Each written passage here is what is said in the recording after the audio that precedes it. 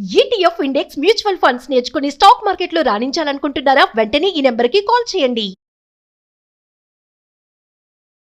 Hi hello నమస్తే, welcome back to Suman TV. Present మనతో పాటు ఉన్నారు పబ్లిక్ స్పీకర్ రజనీ రామ గారు. నమస్తే మ్యామ్. నమస్తే నవీన. మేడం, మహబూబ్ నగర్లో అసలు ఇన్సిడెంట్ చూస్తే 3rd క్లాస్ చదివే అబ్బాయి, అంటే 3వ తరగతి చదివే అబ్బాయి, అంటే వాడికి 9 ఏళ్ళు ఉంటాయేమో, 9-10 ఏళ్ళు ఉంటాయి. ఉండవు అంతా కూడా. ఇప్పుడు సంక్రాంతి వస్తుంది కాబట్టి పిల్లలు ఆల్రెడీ పతంగులు ఎగరేయడం స్టార్ట్ చేశారు. మరి చూడండి, వాళ్ళ నాన్న పతంగులు ఆక్కుండడాన్ని చెప్పి అతను కోపం వచ్చి అబ్బాయికి అలిగి గదిలోకి వెళ్ళి మరి సూసైడ్ చేసుకోవడం. 3rd క్లాస్ చదివే అబ్బాయి సూసైడ్ చేసుకోవడం అంటే చాలా విచిత్రం. వాటికి ప్రాణం పోయింది అక్కడ. అంటే ఒక్కసారి వివరాల్లోకి వెళ్తే చాలా దారుణం పాపం. ఎలా చెప్పాలి, చాలా హృదయ విదారకమైన సంఘటన. అసలు ఆ వయసు ఏంటి, వెళ్ళి హ్యాంగ్ చేసుకోవడం ఏంటి, ఆ ఆలోచనలు రావటం చూడండి అసలు. ఓకే, ఇంక ఇటు తండ్రి దగ్గరకు వస్తే పిల్లలు ఇప్పుడు చాలా సెన్సిటివ్ అయిపోయారు. 5 ఏళ్ల పిల్లల్ని కదిపితే కూడా చాలా ఫీలింగ్స్ చెప్తారు, చాలా ఎక్స్పీరియన్సెస్ చెప్తారు వాళ్ళకున్నవి. అంటే వాళ్ళకి టీ కప్పులో తుఫాన్ లాంటిది వాళ్ళ జీవితం. వాళ్ళ వయసుకి వాళ్ళకున్న సమస్యలు పెద్ద తుఫాన్ లాగా అనిపిస్తుంది వాళ్ళకి. దాన్ని కరెక్ట్గా పేరెంట్స్ క్యాచ్ చేయడం కానీ, రిసీవ్ చేసుకోవడం కానీ, దాన్ని ఒక క్రమంలో పెట్టడం కానీ చెయ్యలేకపోవటం అనేది వీళ్ళ అసమర్థత, అంటే ఇంకా తెలియనితనం అని కూడా చెప్పుకోవచ్చు. అది వీళ్ళకి తెలియటం లేదు పేరెంట్స్కి కూడా. కోపం వస్తే కోపం చూపిస్తున్నారు, అబ్బాయి వీడు అల్లరి చేస్తాడు మా అబ్బాయి అని మనసులో అనుకోవాలి. లేకపోతే ఎవరు లేనప్పుడు ఎవరితోనే షేర్ చేసుకోవాల్సి వస్తే చెప్పుకోవాలి. వాళ్ళ ముందే వీళ్ళు ఈ పిల్లాడు మాట వినడు, ఎప్పుడు చూసినా ఆడుతూ ఉంటాడు, బాగా చదవమంటే చదవడు, వాళ్ళ పిల్లలు చూడండి ఎంత బాగా చదువుతాడు, అందాకెందుకు మీ అబ్బాయి చూడండి ఎంత బాగా చదువుతాడు, ఆ పిల్లాడి ముందే అనకూడదు అనేది వాళ్ళకి తెలియటం లేదు. ముందు మరి ఎవరికి చెప్పాలి మనం? పేరెంట్స్కి కౌన్సిలింగ్ ఇవ్వాలి. అసలు ఇప్పుడు పేరెంట్స్కి వాళ్ళ పేరెంట్స్ కౌన్సిలింగ్ ఇస్తే అస్సలు కుదరదు, వాళ్ళకి వినరు. ఒక అనుభవం ఒక పెద్ద బయట ఎక్కడన్నా జరిగితే అప్పుడు వాళ్ళకి అర్థమవుతుంది. అంటే అంత చిన్న పిల్లలకి కౌన్సిలింగ్ అంటే వాడు ఇప్పుడు పిల్లలకి తల్లిదండ్రులు, ఆ పిల్లవాడు తల్లిదండ్రులు. ఇప్పుడు మీరు ఇక్కడ ఎందుకు చెప్తున్నానంటే, నేను వాడు ఆ పతంగ ఎగరేసుకునేటప్పుడు ఇప్పుడు కాదని లాక్కుని తర్వాత ఏదో అని లాక్కెళ్ళినప్పుడు వాడు హర్ట్ అయ్యాడు అక్కడ. అంటే ఇప్పుడు చూడండి, కొంతమంది ఫోన్ చూస్తున్నారు, టీవీ చూస్తున్నారు, లేకపోతే ఎంతసేపటికి పిలుస్తుంటే పలకట్లేదని చెప్పి బర్రమని ఫోన్ లాక్కుంటారు వెళ్ళి. అక్కడ చూస్తున్నది ఏదైనా కానీ వాడు ఆ మూడ్లో ఉన్నప్పుడు సడన్గా లాక్కుంటే తట్టుకోలేడు, ఆ డిస్టర్బెన్స్ తట్టుకోలేడు ఫస్ట్ ఆఫ్ ఆల్. సెకండ్ ఏంటంటే, అది నేను చూస్తుంటే లాక్కుంటావా అనే కోపం. ఈ రెండు కలిపి తిరగబడడానికి ఛాన్సెస్ ఉంటాయి. మనం ఒక కేసు చూసాం, 10th క్లాస్ బీటెక్ చదివే అబ్బాయి తల్లి ఎప్పుడు చూస్తావేంటని లాక్కుంటే తల్లిని చంపేశాడు. గుర్తుందా మీకు? మనం చేసాం ఆ వీడియో. మరి అది ఆ మూడ్లో ఉంటారు వాళ్ళు. అది బ్యాడ్ ఆర్ గుడ్ ఏం చూస్తున్నప్పటికీ కూడా ఒక మూడ్లో, ఒక కాన్సన్ట్రేషన్లో ఉంటారు వాళ్ళు. ఊహించని విధంగా మనం వెళ్ళి లాక్కోవడం వల్ల ఫస్ట్ వాళ్ళు ఉలిక్కి పడతారు. తర్వాత వాళ్ళు చూస్తున్నది ఒకవేళ బ్యాడ్ అయితే కనుక బయటపడిపోయామే అని ఒక భయం కోపం ఉంటుంది, భయం రెండు ఉంటాయి. తర్వాత లాక్కున్నారు సడన్గా, ఇలా దొంగతనంగా వచ్చి సడన్గా లాక్కుంటారా, నేను అంత పెద్ద నేరం చేస్తున్నానా అని. వాడు చేస్తున్న తప్పే అయి ఉండొచ్చు, అయినా కూడా నేను చేస్తున్నా అంత పెద్ద తప్ప అని ఫీల్ అయిపోతాడు. ఫీల్ అయిపోయి అన్నీ కూడా కలుపుకొని వాడికి విపరీతమైన ఫ్రస్ట్రేషన్ వచ్చేసి అక్కడ ఎవరున్నది కూడా అనవసరం, నన్ను ఇంత బాధ పెడతారా అని చెప్పి ఏదో ఒకటి చేయడానికి సిద్ధపడిపోతున్నారు. ఆ ఇదిలోనే ఆ తల్లిని చంపేశాడు.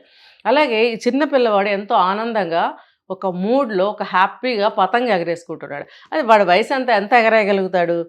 అది వాళ్ళకి నేర్పించాలి తల్లిదండ్రులు. నాన్న ఇట్లా ఎగరేయాలి, ఈ టైంలో ముందు హోంవర్క్ చేసేసాయి, ముందు అన్నం తినేసేయి, నేను నేర్పిస్తాను అనాలి. అలా కాకుండా కొంతమంది వదిలేస్తారు పిల్లల్ని, వీళ్ళ ఉద్యోగాలు, వీళ్ళ గోల, వీళ్ళది అంతా చూసుకుంటుంటారు. వీళ్ళు ఏదైతే అనుకుంటూ ఉంటారో మైండ్లో, ఆ సమయానికి ఇంటికి వస్తూ ఆ మ్యాచింగ్గా ఆ పిల్లలు కనపడకపోతే, అనుగుణంగా ఇతను ఏదైతే అనుకుంటున్నాడో ఆ విధంగా ఆ పిల్లలు కనపడకపోతే వాడికి కోపం వచ్చేస్తుంది అనమాట.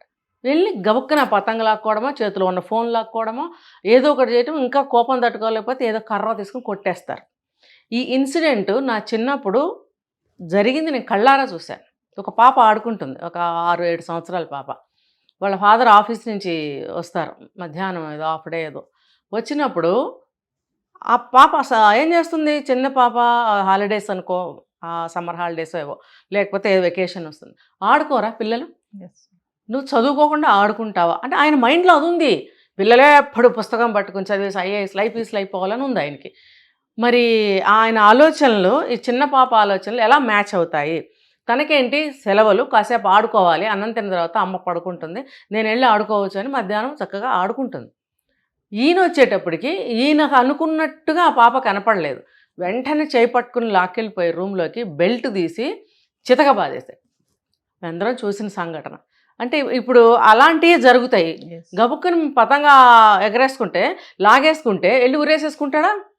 7 ఏళ్ళు 8 ఏళ్ళు ఉంటాయి ఆ బాబుకి. అలా కాదు, ఇలాంటిది ఏదో జరుగుతుంది అక్కడ. తీవ్రంగా కొట్టడమో, నోటికొచ్చినట్టు తిట్టడమో, లేకపోతే ఇంకొకరికి పోల్చి తిట్టడమో, లేకపోతే వాళ్ళ అమ్మని తిట్టడమో, ఆ బాబు యొక్క అమ్మని తిట్టడమో, ఇవన్నీ చిన్న మనసు మీద చాలా బ్యాడ్ ఏమంటారంటే ఒక అభిప్రాయం కానీ లేకపోతే ఒక భావన ఏదన్నా పట్టారంటే అలాంటివన్నీ ముప్పురుగా ఉంటాయి అన్నమాట. అవి ఏమి చేయలేక చిన్న మనసు అయినా కూడా చాలా హర్ట్ అవుతుంది. అయినప్పుడు ప్రస్తుతము బయట ఎన్నో చూస్తున్నారు. ఒక సినిమా తీసుకోండి, ఒక ఈ రోజుల్లో సెల్ ఫోన్స్లో అన్ని నెట్లో అన్నీ చూస్తున్నారు. ఇలాంటి సంఘటనలు ఫలానా వాళ్ళు ఊరు పెట్టుకున్నారంట, ఫలానా వాళ్ళు విషం తాగారంటే ఇవన్నీ చూస్తూ తెల్లారులేస్తే వింటున్నాం, చూస్తున్నాం, అన్నీ చేస్తున్నాం, చిన్నపిల్లలతో సహా అన్నీ చూస్తున్నారు. ఓహో, బాధ కలిగినప్పుడు ఇలా చేస్తే మనకు ఆ బాధ ఉండదు, చచ్చిపోతాము, చచ్చిపోయిన తర్వాత ఏదో అవుతుంది, ఇవేమీ తెలియదు పాపం వాళ్ళకి. వాళ్ళకి తెలిసింది ఒకటే, ఎందుకురా నువ్వు తాగుతున్నావు అని అంటే బాధ మర్చిపోవడానికి అంటాడు. నేను చచ్చిపోవాలనుకుంటున్నాను, నాకు చచ్చిపోతే కానీ నాకు ఈ బాధ నుంచి విముక్తి కలగదు అని మనకి డైలాగుల రూపంలో చెప్తూ ఊరి పెట్టుకోవడమో దూకేయడమో అలాంటివి చూపిస్తూ ఉంటారు. ఈ పిల్లలు కనుక అలాంటివి చూసినట్టయితే ఓహో ఇలా ఉన్నప్పుడు అలా చేస్తే మనకి విముక్తి కలుగుతుంది, రిలీఫ్గా ఉంటుంది, ఆ బాధలు పోతాయి కావాలి అనుకుంటాడు. చనిపోతాను, నేను ఇంకా ఉండను అనేది తెలియదు అతనికి. అటువంటి సందర్భాల్లో ఇది జరిగి ఉంటుంది. లేకపోతే మీరు చెప్పండి, 7-8 ఏళ్ల పిల్లవాడు చనిపోతాడా? అది ఆత్మహత్య చేసుకోవడం. కానీ నేను అదే చెప్తా, చాలాసార్లు చెప్పాను, సంవత్సరం పాప అయినా సరే, 60-70 ఏళ్ళు 80 ఏళ్ళు 90 ఏళ్ళ వ్యక్తి అయినా సరే, వాళ్ళకి బాధ అనేది ఉంటుంది. వాళ్ళ యొక్క మానసిక స్థితి బట్టి వాళ్ళ బాధ రేంజ్ అనేది ఉంటుంది. చిన్న పిల్లలు అనుకోండి, వాడు బొమ్మ లాక్కుంటేనే వాడికి ఎంతో బాధ కలుగుతుంది. ఇంకా పెద్దవాళ్ళు అనుకోండి, వాళ్ళకి ఏ విషయంలో ఏ బాధ కలుగుతుంది చెప్పలేం. కాబట్టి మనసు అనేది, బాధ అనేది 1 ఇయర్ బేబీకి ఉంటుంది, 90 ఏళ్ళైనా 80 ఏళ్ళైనా వాళ్ళకే ఉంటుంది. కాబట్టి వాళ్ళ మానసిక స్థితికి అనుగుణంగా వ్యక్తులు మసులుకోవాలి అని మాకేం అవసరం అంటారేమో. మీ ఫ్యామిలీ మెంబర్స్ ఉంటారు, అట్లీస్ట్ వాళ్ళ పట్లైనా మీరు అలా ఉండాలి కదా. చిన్నపిల్లల్ని ఎలా చూడాలి, భార్యను ఎలా చూడాలి, భర్తను ఎలా చూడాలి, ఇంట్లో ఉన్న ఇన్లాస్ కానీ తల్లిదండ్రులు కానీ ఎవరైనా సరే వాళ్ళతో ఎలా ఉండాలి అనేది మీకు తెలియదా? ఆ మాత్రం ఒక చిన్న పిల్లడు పతంగా ఎగరేసుకుంటుంటే ఇప్పుడు కాదని నువ్వు లాక్కున్నావు, సింపుల్గా మనకు న్యూస్ వచ్చింది. కానీ దీని బ్యాక్ ఇంకా ఏదో జరిగింది. ఆ పిల్లవాడిని హర్ట్ అయ్యేటట్టుగా ఏదో మాట్లాడినాడు. ఇవిడు భలే చెప్తుందిలే, చిన్నపిల్లడు హర్ట్ అవ్వటం ఏంటి? ఎస్, చూడండి, మీరు కావాలంటే గమనించి చూడండి. మంత్స్ బేబీ కూడా తన ఫీలింగ్స్ని చాలా బాగా ఎక్స్ప్రెస్ చేయగలదు. మాటలు ఇంకా రావు కానీ చేయగలదు. వాళ్ళ చేష్టల ద్వారా మనకు చూపిస్తారు, వాళ్ళ చూపుల ద్వారా, వాళ్ళ ఏడుపు ద్వారా, వాళ్ళ రిజెక్షన్ మనకు చూపిస్తారు. కావాలంటే టెస్ట్ చేసుకోవచ్చు ఎవరైనా. దాన్ని ఎవరు హర్ట్ చేయకూడదు, దాన్ని ఈగో అనలేము ఆ ఏజ్లో. లేకపోతే అబ్బో పెద్ద ఇదా, అంత బాధ, వాడు ఎంత ఉన్నాడు, వాడికి ఒక మనసు, వాడికి ఒక బాధనా? ఖచ్చితంగా ఉంటుందండి. టెస్ట్ చేసుకుని చూసుకోవచ్చు. కాబట్టి ఆ మనసుని మనం ఎప్పుడు టచ్ చేసి బాధ పెట్టకూడదు, మెల్లగానే చెప్పాలి. మనం అంటాం మెల్లగా చెప్పచ్చు కదా, ఎందుకు అరుస్తావు అంటాం మనం. ఆ పిల్లవాడికి కూడా అదే వర్తిస్తుంది. నువ్వు గబక్కన వచ్చి పతంగ ఎందుకు లాగేసుకుంటావు? నాన్న దా మన ఇద్దరం ఎగరేద్దాంరా అని తీసుకెళ్ళు, లేదంటే కాసేపు ఆగి ఎగరేద్దాం నాన్న, వెళ్ళారా మనం బజార్కి వెళ్తున్నాం ఇప్పుడు, లేకపోతే ఇప్పుడు భోజనం చేసే టైం అయింది రా నాన్న అన్నం తిందాంరా. ఇలా నువ్వు లాలింపుతో ఎందుకు చెప్పవు పిల్లలకి? అంటే వాళ్ళు దేన్ని కూడా సరిగ్గా స్వీకరించే కండిషన్లో స్టేజ్లో వాళ్ళు ఉండటం లేదు. పేరెంట్స్ అంటే వాడికి 35 ఉంటాయి, వాడికి ఏం తెలియదు, వాడు ఏమీ నేర్చుకోడు, కోపతాపాలు వస్తే చూపిస్తాడు, సహనం ఉండదు. ఇలాంటి వాళ్ళకి పిల్లలు పుడితే వాళ్ళని ఎలా పెంచుతారు? ఇక్కడ కరెక్ట్గా ఏం జరిగింది అనేది ఈ కేసులో మనకు తెలియదు. కానీ ఇలాంటి సంఘటనలు, అంటే చనిపోయే సంఘటనే కాదు, పిల్లల్ని ఎలా పెంచాలో తెలియని సంఘటనలు మనకి ఎన్నో చూస్తున్నాం, ఎదురవుతున్నాయి. కాబట్టి ముందు పిల్లల్ని కనగానే సరిపోదు. ఇప్పుడు కొత్త విషయం ఒకటి వింటున్నాం, పిల్లల్ని కనాలి అనుకుంటే పెళ్ళైన 5 ఏళ్ల తర్వాత ముందు ఇంటర్నల్ బాడీ సిస్టమ్ అంట రెడీ చేసుకోవాలంట. అర్థమైందా? దానికోసం అది తినాలంట, ఇది తినాలంట, అది తాగాలంట, అదేదో చేయాలంట, ఇదేదో చేయాలంట. ఈ చావంతా ఎందుకనంటే ఏజ్ ముదిరిపోయే పెళ్ళిళ్ళు, ఏజ్ ముదిరిపోయి పిల్లలు పుడతారో పుట్టరో, పుడితే ఎలాంటి లక్షణాలతో పుడతారో, లక్షణాలంటే ఎటువంటి కాలువంకర చేయంకర లేకుండా పుట్టాలి కదా. దానికోసం తర్వాత దీనికన్నా బిఫోర్ వాళ్ళకన్నా బ్యాడ్ హ్యాబిట్స్ ఉంటాయి, అడిక్షన్స్ ఉంటాయి, స్మోకింగ్ కావచ్చు, డ్రింకింగ్ కావచ్చు, ఇంకా వేరే ఏదైనా కావచ్చు, అవన్నిటికీ దూరంగా ఉండాలని చెప్తారు డాక్టర్స్.